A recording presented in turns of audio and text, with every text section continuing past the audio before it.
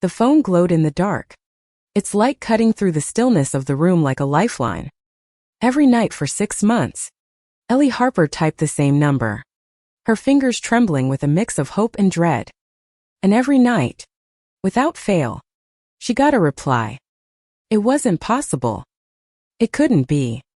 Lily was gone, killed in a car accident on a rain-slicked road outside Portland, Oregon. The police report had been cold, clinical. Driver lost control, collided with a tree, deceased on impact. Ellie had read it so many times the words felt like knives. Yet, every time she texted Lily's number, a message came back. Short, cryptic, but unmistakably her. Tonight, Ellie sat cross-legged on her bed, the familiar ache in her chest tightening. Her apartment, a small studio in downtown Portland, was a shrine to Lily, photos taped to the walls, a scarf still draped over the chair, its faint lavender scent lingering like a ghost. She typed, "I miss you so much it hurts to breathe." Her thumb hovered over the send button, hesitating. What was she doing? Chasing a glitch? A cruel prank? Or something else entirely? The reply came in seconds. "I'm still here. L. Always will be." Ellie's breath caught. The words were so Lily, simple, direct, laced with that quiet warmth she'd always had. But how? Ellie's mind raced, torn between logic and longing. She'd checked the phone records. The number was still registered to Lily's name, never reassigned. She'd even called it once, her heart pounding, only to hear a disconnected tone. Yet the text kept coming. She typed again, her fingers shaking. "How is this happening? Are you really there?" The wait felt eternal, though it was only moments. The reply, "You know I'd never leave you." Ellie dropped the phone, her hands covering her face as tears burned her eyes. She wanted to believe it was Lily, that somehow, against all reason, her girlfriend was still out there. But doubt gnawed at her. Was she losing her mind? Or was something darker at play? The first time it happened was a week after the funeral. Ellie had been drunk on cheap wine, sobbing in the dark, when she sent a text to Lily's number. "Why did you leave me?" She hadn't expected a response. When her phone buzzed with "I didn't want to," "L," she'd screamed, throwing it across the room. She thought it was a mistake, a glitch in the system. But the next night, she tried again. And again. Every message got a reply, each one more vivid, more Lily. Ellie's days blurred into a haze of grief and obsession. She worked part-time at a coffee shop, her shifts mechanical, her smiles forced. Her coworkers noticed the dark circles under her eyes, the way she flinched when anyone asked how she was doing. "You need to talk to someone," her friend Mia had said, her voice gentle but firm. "This isn't healthy, Ellie." But how could she explain? How could she tell anyone she was texting a ghost and getting answers? Mia didn't know Lily the way Ellie did, her laugh, her stubborn streak, the way she'd hum off-key while cooking breakfast. They'd met in college, 2 years ago, at a queer poetry reading on campus. Lily had read a piece about stars, her voice steady but shy, and Ellie had fallen hard. They'd been inseparable, building a life together until that night on Route 26, when everything shattered. Now, Ellie lived for those texts. They were her tether to Lily, to the life they'd planned. But tonight, something felt different. The air in her apartment was heavy, the shadows sharper. She typed, "I need to know it's you. Tell me something only you'd know." The reply was slower this time. "The night we camped at Tillamook. You said you'd marry me under the stars." Ellie's heart stopped. She could still see that night Lily's face lit by the campfire, her eyes bright as she laughed, teasing Ellie about her terrible esmores. They'd lain in their tent, whispering dreams of a future together. No one else knew about that moment. No one. She typed frantically, "Lily, what's happening? Where are you?" The reply came, "I'm close. L. Closer than you think. A chill ran through her. She stood, pacing the small room, her pulse racing. The words felt too real, too present. She grabbed her jacket, suddenly needing air, needing to escape the weight of her own thoughts. She stepped outside into the damp Portland night, the city alive with headlights and distant music. Her phone buzzed again. Don't go too far. I'm watching. Ellie froze, her breath visible in the cold air. She looked around, half expecting to see Lily's silhouette in the crowd. But there was nothing, just strangers. Street lights. The hum of the city. She typed, "What do you mean? Where are you?" No reply came. She walked, her sneakers splashing through puddles, her mind a storm of questions. Was Lily's spirit really reaching out? Or was someone playing a cruel game, using her grief against her? She thought of Lily's family, her distant parents, her brother who'd barely spoken at the funeral. Could one of them have access to her phone? But why? And how would they know about Tillamook? Ellie stopped at a park bench, the same one where she and Lily used to sit, sharing coffee and dreams. She pulled out her phone, her hands trembling. If it's you, Lily, I need more. I need to understand. The reply was instant. Meet me where we first kissed. Midnight. Ellie's heart pounded. Their first kiss had been at Powell's Books, in the poetry section, tucked between shelves where no one could see. It was a place only they knew, a memory carved into Ellie's soul. She checked the time, 10:47 p.m. She could make it. But fear gripped her. What if this wasn't Lily? What if it was a trap? Or worse, what if it was her? And Ellie had to face the impossible truth. She sat there, torn, as the city pulsed around her.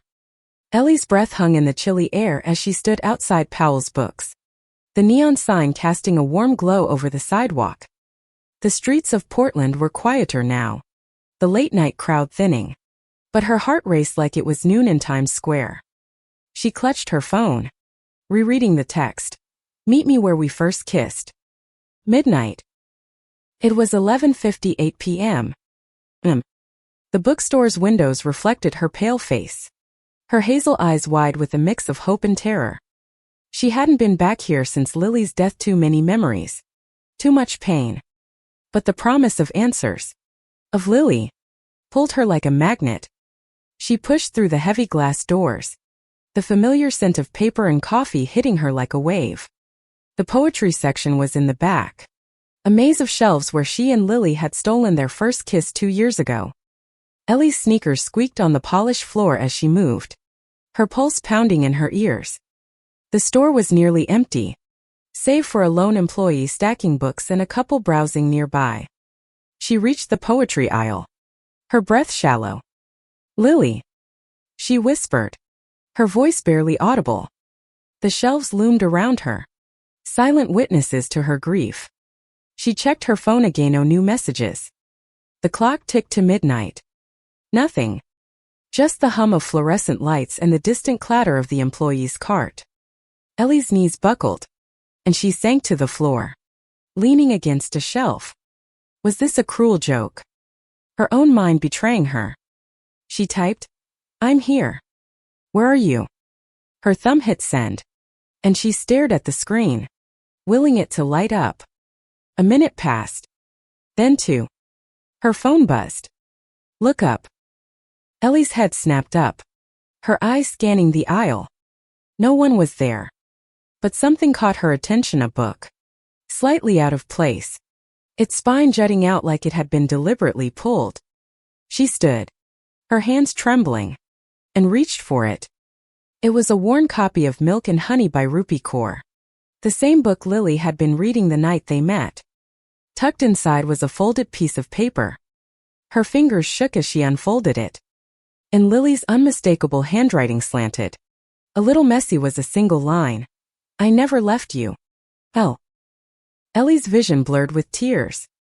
She clutched the note to her chest, her mind spiraling. How was this possible? Lily was dead. She'd seen the body, held her cold hand in the morgue. Yet the note felt alive, like a pulse under her fingertips. "Miss, we're closing soon." The employee called from the end of the aisle, startling her. Ellie shoved the note into her pocket, nodding absently. She left the store, the night air biting at her skin. Her phone buzzed again as she stepped onto the sidewalk. Go home. Check the drawer. Ellie's stomach twisted. The drawer, Lily's old nightstand, still in Ellie's apartment, filled with her things. Ellie hadn't touched it since the accident. Couldn't bear to. She hailed a cab, her mind racing as the city blurred past. Back in her apartment, she hesitated by the nightstand, her hand hovering over the drawer. The room felt smaller, the air thick with something she couldn't name. She pulled it open, revealing a jumble of Lily's belongings: earrings, a journal, a half-used tube of lip balm. At the bottom was a small, sealed envelope with Ellie written on it in Lily's handwriting. Her heart thudded as she tore it open. Inside was a letter, dated the day before Lily's accident. "Elle, if you're reading this, something's happened. I don't know what, but I need you to know I love you. Always will. There's something I never told you about my family, about why I kept them at a distance. If I'm gone, don't trust them. Especially not my brother, Caleb. He's not who you think. Keep texting me. Elle. I'll find a way to reach you. Lily." Ellie's knees gave out, and she sank to the floor, the letter trembling in her hands. Caleb, Lily's older brother, quiet and distant, had barely spoken to Ellie at the funeral. Why would Lily warn her about him? And how could she have known to write this? Her phone buzzed. "You found it. Now be careful." Ellie's eyes darted around the room, half expecting to see someone watching. She typed, "Lily, what's going on? Is Caleb doing this?" The reply was instant. "He's closer than you think." Panic surged through her. She locked her door, checking the windows, her heart pounding. Caleb lived in Seattle, didn't he? She hadn't seen him since the funeral. But Lily's warning echoed in her mind, sharp and urgent. The next morning, Ellie called Mia, her only friend who'd known Lily well. Over coffee at a crowded diner, she spilled everything: the texts, the note, the letter. Mia's eyes widened, her fork frozen mid-bite. "Ellie, this is insane. You think Caleb's hacking her phone or something?" "I don't know," Ellie said, her voice hoarse. "But Lily warned me about him. And these texts, they know things only she could know." Mia leaned forward, her voice low. "Okay, let's think. If someone's messing with you, they'd need access to her phone, right? Or her accounts. Did Lily ever share her passwords with anyone?" Ellie shook her head. "Just me. We had each other's iCloud logins. But I haven't touched hers since. Since it happened." Mia frowned. What if Caleb got into her account? He's her brother. He could have guessed her password or reset it. Ellie's stomach churned. It made too much sense. But the text felt so real. So Lily. She didn't want to believe it was a trick. "I need to talk to him," she said finally. "I need to know." Mia grabbed her hand. "Not alone. Ellie. If he's doing this, he's sick. Let me come with you." Ellie nodded, but her mind was already racing ahead. She texted Lily's number. "I'm going to find Caleb. Tell me the truth." The reply came, "Don't. It's not safe." But Ellie was done waiting. She had to know who or what was on the other end of those texts. Ellie's hand shook as she dialed Caleb's number. The phone pressed to her ear. It rang twice before going to voicemail. His voice flat and unfamiliar. "Leave a message." She hung up, her pulse racing. Mia sat across from her in the diner, her eyes sharp with concern. "Ellie, you're freaking me out," Mia said. pushing her coffee aside. What if this is all in your head? Grief can mess with you. It's not. Ellie snapped, then softened. I'm sorry. Just the letter. The text. They're too specific. Someone's doing this. Mia. And if it's Caleb, I need to confront him. Mia sighed, running a hand through her dyed blue hair. Okay. But we do this smart. Let's find out where he is first. You said he's in Seattle. Ellie nodded, pulling out her phone to check Caleb's X profile. His last post was a vague quote about loss, dated a month ago. No location. No recent activity. She sent him a message. Caleb. It's Ellie. We need to talk. Where are you? Her phone buzzed almost instantly, not from Caleb, but from Lily's number. Don't contact him. He's dangerous. Ellie's blood ran cold. She showed Mia the text. Her friend's face paling. Okay. That's creepy, Mia said. But it could still be him. Right. Messing with you. I don't know, Ellie whispered. But I'm going to find out. They spent the afternoon digging. Mia used her laptop to search public records, while Ellie scoured X for any trace of Caleb. They found an address in Seattle. A small apartment registered in his name. Ellie's stomach twisted. Seattle was only a 3-hour drive from Portland. Too close. That night, Ellie couldn't sleep. She sat on her bed, staring at Lily's scarf, the soft blue fabric still holding her scent. She typed, "If you're really Lily, tell me why Caleb's dangerous." The reply was slow, each word heavy. He knew things about me. Things I never told you. Ellie's heart sank. Lily had always been private about her family, especially Caleb. She'd mentioned fights, vague mentions of his temper, but nothing specific. Now, Ellie wished she'd pushed harder. The next morning, she and Mia drove to Seattle, the highway stretching out under a gray sky.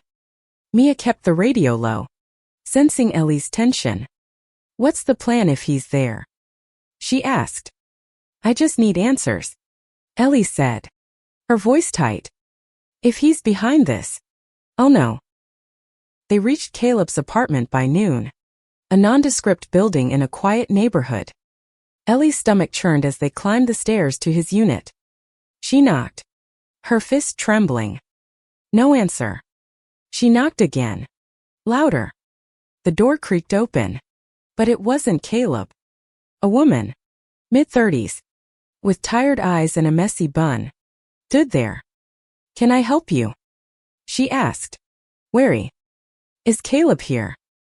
Ellie asked, her voice shaky. The woman frowned. He moved out a month ago. Said he was going back to Portland. Who are you? Ellie's heart stopped. Portland. She exchanged a glance with Mia, who looked equally rattled. I'm a friend of his sister's, Ellie said. Do you know where he went?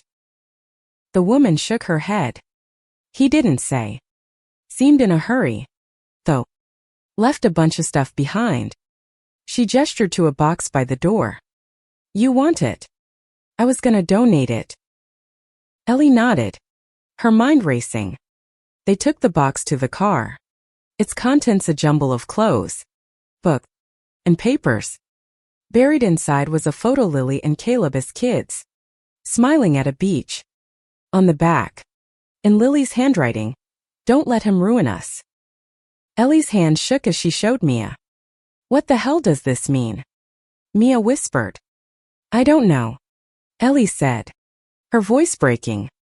But he's in Portland, and he's been there this whole time. Her phone buzzed. You're getting too close. Stop. Ellie's breath hitched. She typed, is this Caleb? No reply. She tried again, Lily. If it's you, help me understand. The response came, he's watching you. Be careful. Mia grabbed her arm. We need to go to the police. Ellie, this is too much. But Ellie couldn't stop. Not now. She felt Lily's presence in every text, every clue, pulling her deeper into the mystery. They drove back to Portland, the box in the back seat like a ticking bomb. That night, Ellie sifted through Caleb's things. Most were mundane receipts. A dog-eared novel, but one item stopped her cold. A small, locked diary. It wasn't Lily's. The cover was too new. The lock too shiny. She pried it open with a paperclip, her hands trembling. Inside were pages of notes, written in a tight, angry scrawl. Dates, times, locations, places Ellie had been. The coffee shop, the park bench, Powell's. And at the bottom of one page, she's still texting her. I can't let this go on. Ellie's blood ran cold. Caleb was tracking her. But why? And how was he sending the texts? She grabbed her phone. Typing, Caleb. I know it's you. Stop this. The reply was instant. It's not him. Elle. It's me. Ellie's apartment felt like a cage. The walls closing in as she stared at the diary. Caleb's notes were meticulous, obsessive, detailing her routines with chilling precision. Ellie at coffee shop. 8 m. Ellie at park. 6 p.m. Her skin crawled. He'd been watching her. Maybe for months. But the texts, those were Lily's voice. Her words. How could Caleb fake that?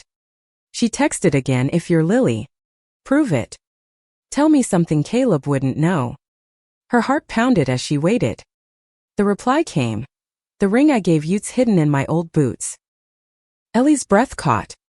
She scrambled to the closet, pulling out Lily's worn leather boots, untouched since the accident.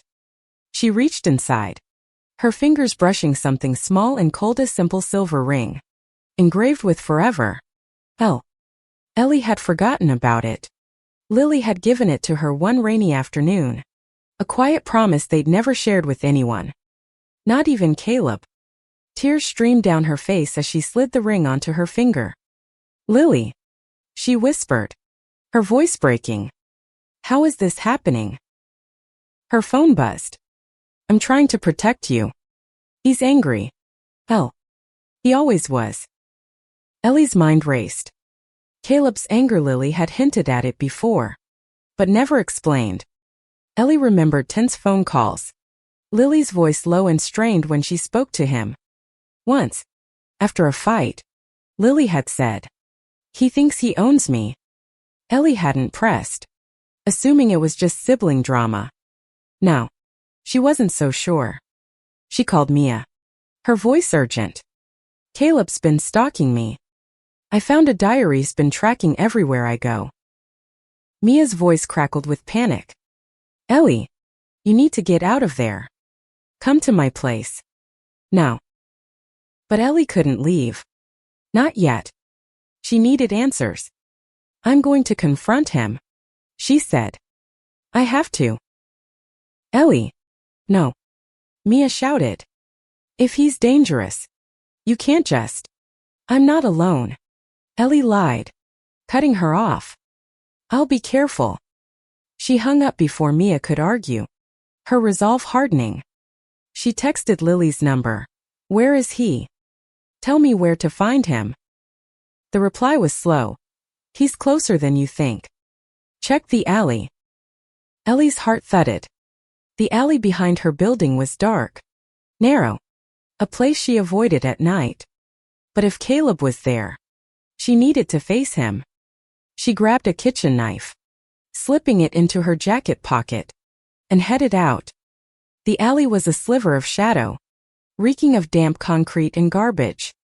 Streetlights barely reached it, casting long, jagged shapes. Ellie's breath was visible in the cold, her grip tight on the knife. Caleb, she called, her voice trembling but firm.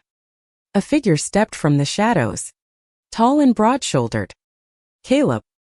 His face was gaunt, his eyes hollow. Nothing like the quiet man she'd seen at the funeral. You shouldn't be here. Ellie, he said, his voice low. almost a growl. Her hand tightened on the knife. Why are you doing this? The texts, the notes, are you trying to torture me? Caleb's eyes narrowed. You don't understand. You never did. Lily was mine to protect. Not yours. She wasn't yours. Ellie spat, anger overtaking fear. She loved me. She warned me about you. Caleb's face twisted, a mix of pain and rage. She told you lies. She was always lying, keeping secrets. I found her phone. Ellie, I saw your text. You think you knew her, but you didn't. Ellie's stomach dropped. You've been sending the texts. He laughed, a bitter sound. At first. But then. Something changed. The replies, they weren't mine. Her blood ran cold. What do you mean? Caleb stepped closer, his voice dropping to a whisper. I don't know how, but it's her. She's still here. And she's angry with me. Ellie's phone buzzed in her pocket, but she didn't dare look. You're lying, she said, her voice shaking. You're trying to scare me. Am I? Caleb pulled out his own phone, showing her a message from Lily's number. One she hadn't seen. You can't keep me quiet. Caleb. Ellie's legs nearly gave out. What did you do to her? She demanded. Caleb's eyes darkened. I didn't do anything. The accident, it was just that. An accident. But she's punishing me. Ellie. And now you're in the way. He lunged. But Ellie was faster, dodging back as she pulled the knife from her pocket. Stay away from me, she shouted, her voice echoing off the alley walls. Caleb froze, his hands raised. You don't get it, he said, his voice breaking. She's not letting me go. And she won't let you go either. Ellie's phone buzzed again. She glanced at it, her heart stopping. Run. Elle. Now. She didn't hesitate. She turned and sprinted, Caleb's footsteps heavy behind her. She reached the street, her lungs burning, and flagged down a passing car. The driver, an older man, looked alarmed but let her in. Get me out of here, she gasped. As the car pulled away, she looked back. Caleb stood at the alley's mouth, his face unreadable. Her phone buzzed again. You're safe. For now. Ellie crashed at Mia's apartment that night, her body trembling as she recounted the alley encounter. Mia listened, her face pale, her hands gripping a mug of tea. Ellie, this is insane, she said. Caleb's unhinged. And these texts, what if it's not just him? What if it's something else? Ellie's eyes burned with exhaustion and fear. I don't know what to believe anymore, she admitted, clutching the ring on her finger. But Lily's trying to tell me something. Can feel it. Mia shook her head. You need to go to the police. Show them the diary, the texts, everything. But Ellie wasn't ready. The texts felt too personal, too tied to Lily. If she handed them over, she'd lose the last piece of her. Instead, she spent the night scouring Caleb's diary for clues. One entry stood out. Dated a week before Lily's accident. She's hiding something. I know it. I'll find out. Ellie's stomach churned. Had Caleb been spying on Lily too? She thought back to Lily's letter. The warning about her brother. What had Lily been hiding? And why was Caleb so obsessed with controlling her? Even after her death. The next morning, Ellie texted Lily's number. What was Caleb looking for? What didn't you tell me? The reply came, my journal. He wanted it. Don't let him have it. Ellie's heart raced. Lily's journal was still in the nightstand drawer, untouched since the accident. She hadn't read it. Couldn't bear to invade Lily's private thoughts. But now, felt like the key. She and Mia drove back to Ellie's apartment. The air tense. Inside, Ellie pulled the journal from the drawer, its leather cover worn from years of use. She hesitated, her fingers tracing the edges. What if it's too much? She whispered. Mia squeezed her shoulder. You need to know. Ellie. For Lily. Ellie opened the journal, her hands shaking. The pages were filled with Lily's handwriting poems. Sketches. Fragments of thoughts. But one entry, dated a month before her death, stopped Ellie cold. I told Caleb about the money. Big mistake. He's furious. Says I'm betraying the family. But it's mine. And I'm giving it to Ellie. If anything happens to me, she needs to know. Ellie's breath hitched. Money. What money? Lily had never mentioned anything like that. She kept reading, her heart pounding. Another entry. Caleb's following me. I saw him outside the apartment. I'm scared. But I can't tell Ellie. She'll worry. Oh my God. Mia whispered, reading over her shoulder. Lily was afraid of him. And he knew about some kind of money. Ellie's mind raced. She texted, what money? Lily. Why didn't you tell me? The reply was instant. It's in the bank. For us. He can't have it. Ellie and Mia spent the day piecing it together. A call to Lily's bank revealed a trust fund, set up by their grandparents, worth $50. 000. Lily had been the sole beneficiary. But Caleb, as her brother, could contest it if she died. Ellie's name was listed as the secondary beneficiary, something Lily had never mentioned. He wanted the money, Ellie said, her voice shaking with anger. That's why he's doing this. He's trying to scare me off. Make me think I'm crazy. Mia nodded, but her eyes were uneasy. But the texts. Ellie. Some of them too real. Caleb couldn't know about the ring. Right. Ellie's throat tightened. She didn't have an answer. Part of her wanted to believe Lily was still out there, guiding her. But the logical part screamed it was Caleb, manipulating her grief. That night, Ellie stayed at Mia's, too afraid to return home. She texted Lily's number. I found the journal. I know about the money. Is Caleb behind this? The reply chilled her. He's not alone. Ellie's heart stopped. Not alone. Who else could be involved? She thought of Lily's distant parents, her estranged cousins. But none of them had seemed close enough to care. She typed, who's with him? Tell me. No reply came. For the first time in months, the silence was deafening. Ellie stared at her phone, panic rising. Had she pushed too far? The next morning, Mia convinced her to go to the police. They brought the diary, the letter, and screenshots of the texts. The officer, a kind but skeptical woman named Detective Ruiz, listened carefully. This is unusual, she said, flipping through the diary. We'll look into Caleb's whereabouts, but without hard evidence, it's tough to pin anything on him. Ellie's frustration boiled over. He's stalking me. He's using her phone to mess with my head. Ruiz nodded.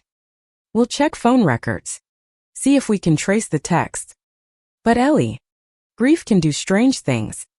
Are you sure you're okay? Ellie wanted to scream. Instead, she nodded, her jaw tight. As they left the station, her phone buzzed. Don't trust them. They won't help. Ellie froze, showing Mia the text. This isn't over, she said, her voice trembling. I'm going to find him. Ellie spent the next day on edge, jumping at every noise, checking her phone obsessively. The police were moving too slowly, and the texts had stopped since the last one. The silence felt like a betrayal, as if Lily or whoever was behind this had abandoned her. Mia tried to keep her grounded, dragging her to a quiet cafe to plan their next move. We need to find Caleb, Ellie said, her voice low. If he's in Portland, He's hiding somewhere.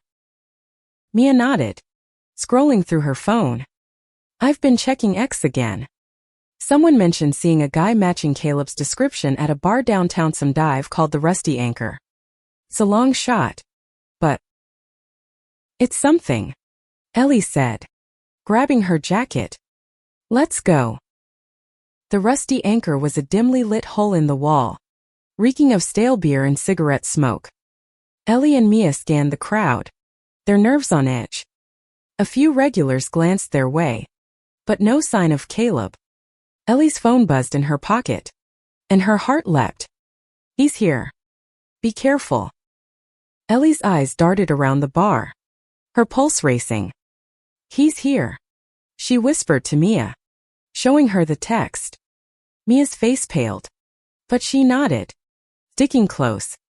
They moved through the crowd, Ellie's eyes scanning every face. Then she saw him, Caleb, sitting alone in a corner booth, nursing a beer. His face was haggard, his eyes bloodshot.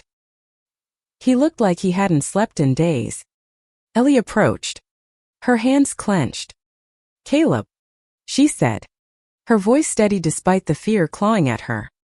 He looked up, his expression unreadable. Ellie, you shouldn't be here. Stop it, she snapped. Stop the texts. Stop pretending to be her. Caleb's eyes flickered with something, guilt. Fear. I told you. It's not just me, he said, his voice low. I started it. Yeah. I got into her phone. Sent the first few texts to mess with you. I was angry. She left everything to you, her money, her future. It was supposed to be mine. Ellie's stomach twisted. You're sick, she said. She was your sister. She was a liar, Caleb shouted, slamming his fist on the table. The bar went quiet, eyes turning toward them. He lowered his voice, leaning closer. She cut me out, Ellie, after everything I did for her. But then the texts. They changed. I wasn't sending them anymore. Ellie's blood ran cold. What are you saying? I'm saying it's her, Caleb whispered, his voice trembling. She's haunting me. Haunting us. Mia grabbed Ellie's arm. Let's go. He's crazy. But Ellie couldn't move. Who's helping you? She demanded.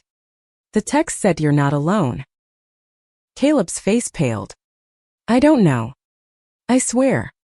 Someone's been texting me too. From her number. Telling me to stop you. Ellie's phone buzzed. She pulled it out, her hands shaking. He's lying. Don't believe him. She showed Caleb the text. His eyes widened, and for the first time, he looked genuinely terrified. That's not me, he said. I swear. Ellie, that's not me. She backed away, her mind reeling. If Caleb wasn't sending the texts, who was? Or what? She grabbed Mia's hand, pulling her toward the exit. Outside, the cold air hit her like a slap. We need to figure this out, she said, her voice shaking. There's something bigger going on. Back at Mia's apartment, they dug deeper into Lily's journal. One entry mentioned a woman named Sarah, a friend Lily had never told Ellie about. Sarah knows about the money. She promised to keep it safe. Who's Sarah? Mia asked, frowning. I don't know, Ellie said, her mind racing. But we need to find her. They searched online, finding a Sarah Miller in Portland, a lawyer who specialized in estate planning. Ellie called her office, leaving a message about Lily. Hours later, Sarah called back. I knew Lily, she said, her voice cautious. She came to me about the trust fund. Said her brother might cause trouble. Ellie's heart pounded. Did she say anything else? About Caleb? Or why she was scared? Sarah hesitated. She said he had a history, anger issues. Maybe worse. She wanted to protect you. Ellie. She made sure the money would go to you, no matter what. Ellie's throat tightened. Did you ever text me? From her number? No, Sarah said, sounding confused. Why would I? After hanging up, Ellie stared at her phone, her mind a storm of questions. If Caleb wasn't sending the texts, and Sarah wasn't either, who was? She texted Lily's number. Who are you? Really? The reply came, I'm Lily, and I need you to finish this. Ellie's hands trembled as she stared at the text. I'm Lily, and I need you to finish this. The words felt like a plea, a final call to unravel the mystery that had consumed her life. She sat on Mia's couch, the journal open in her lap, Lily's ring glinting on her finger. Finish what? Mia asked, reading over her shoulder. Ellie, this is too much. What if it's not her? What if it's something else? Ellie shook her head, her voice firm. It's her. I know it is. She's trying to protect me, even now. But doubt lingered. The texts, the notes, Caleb's confession, they didn't add up. Ellie felt like she was chasing a ghost, but she couldn't stop. Not when Lily's voice was still reaching her, guiding her. She texted back, what do I need to do? The reply was instant. Find the truth. At our place. Ellie's heart clenched. Our place was the park bench where they used to sit, watching the city wake up. It was their sanctuary, a place of quiet promises and shared dreams. She grabbed her jacket, ignoring Mia's protests. I have to go, she said. I have to end this. The park was empty under the moonlight, the bench cold and damp. Ellie sat, her breath visible in the night air. She clutched Lily's journal, her eyes scanning the shadows. Lily, she whispered. I'm here. Tell me what to do. Her phone buzzed. Look under the bench. Ellie dropped to her knees, her hands fumbling in the dirt. Her fingers brushed something hard, a small metal box, rusted but intact. Inside was a USB drive and a note in Lily's handwriting. If you find this, you know everything. I love you. Elle. Ellie's heart pounded as she raced back to Mia's, plugging the USB into her laptop. It contained a single video file, dated the day before Lily's accident. She clicked play, her breath catching as Lily's face appeared. Elle. Lily said, her voice shaky but clear. If you're watching this, I'm gone. Caleb's been following me. He found out about the trust fund, and he's furious. He thinks it's his, but it's ours. Elle. I put it in your name to keep it safe. There's something else. Say he's not just angry. He's unstable. I think he might hurt me. If anything happens, go to Sarah Miller. She knows everything. And Elle, don't stop texting me. I'll find a way to reach you. The video ended, and Ellie sobbed, her hands covering her face. Mia hugged her tightly, her own eyes wet. She knew. Mia whispered. She was trying to protect you. But the texts show, were they still coming? Ellie's mind raced. Was it really Lily, reaching beyond the grave? Or was someone else pulling the strings? The next day, Ellie went to the police with the USB. Detective Ruiz watched the video, her expression grim. This changes things, she said. We'll bring Caleb in for questioning. If he's been stalking you, or worse, we'll find out. Ellie nodded, but her heart wasn't in it. She needed closure, not just justice. That night, she returned to the park bench, alone. She texted Lily's number. I found the video. I know the truth. What now? The reply came, let me go. Elle.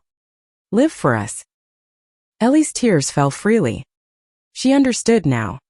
The texts weren't just Lily, they were her love, her strength, guiding Ellie through the darkness. Whether they came from a glitch, the spirit, or something else. They'd led her to the truth. Caleb had been obsessed, maybe even dangerous, but Lily's love had been stronger. Days later, the police arrested Caleb. The diary and video were enough to charge him with stalking, and they were investigating his role in Lily's accident. Ellie didn't care about the money. She donated it to a local LGBTQ+ shelter in Lily's name. She kept texting Lily's number, but the replies stopped.